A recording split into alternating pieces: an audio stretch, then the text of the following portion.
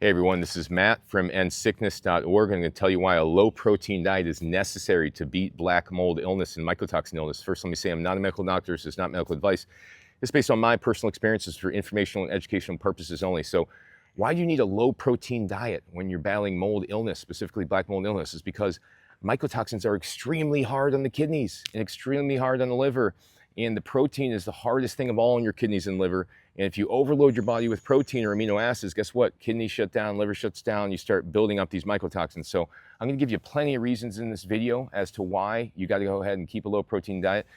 The most important of all is you don't break down protein well when you have black mold illness. It impairs your ability to break down protein, impairs your ability to go ahead and produce sufficient stomach acid, to produce enough digestive enzymes to break it down, etc.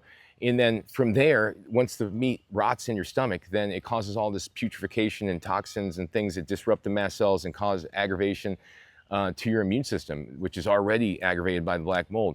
But so you're not breaking down the meat well, first of all. The second part is, even if you do break down the meat, guess what?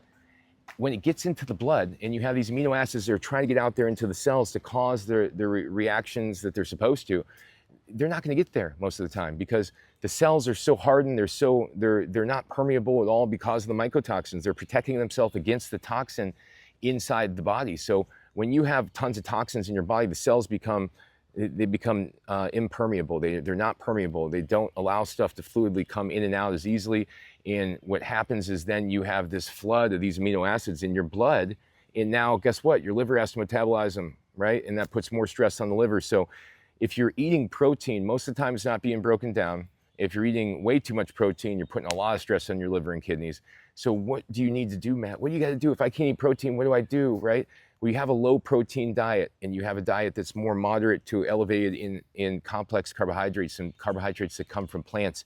You have low to moderate amounts of oil, of fats. You got to have oil and fat in your diet if you're going to be able to sustain.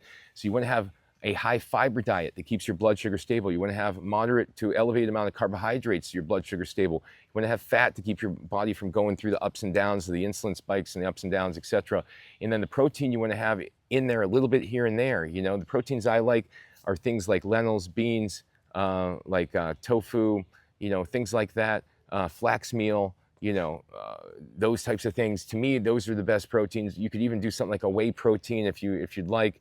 You can do some very small amounts of fish, 3-4 ounces, very small amounts of chicken every other day, something like that. You don't want to start doing the meat every day, I'll tell you that, because it's going to mess up your detox system, and really you don't want to do it at all until your body heals up. So if you're trying to heal up from mold illness, you got to realize your body doesn't break down the protein well. Its detox system is impaired. If you eat too much protein, it's going to make the detox system even worse, and you're going to need that to be able to get better. It also is when you eat too much protein, you know, it doesn't even get to the cells because your body is blocking off the nutrients from coming in because there's blocking off the toxins from coming into the cells too. So what you think you're getting out of the protein, you're not. Most of the time it's putrefying, it's impairing your detoxification system further, it's causing more immune stress. And this is what I've seen with myself, with my clients, with my daughter, etc. If you go on a low protein diet for a matter of 3-6 months, whatever it is, till your body gets all better, you stop having symptoms, you get the flares to be eliminated, then at that point you start introducing protein, see how you tolerate it. But in my experience, you have to be able to restore your key minerals, be able to start before you start breaking down the protein. You got to restore the magnesium, the zinc, your selenium, your trace minerals. These things all have to be restored if you want to be able to break down your proteins well again and operate normally in terms of your digestive function. So thanks for watching, everybody. Go to my website, endsickness.org. I got hundreds of articles, hundreds of videos on there teaching you how to heal yourself. Take care.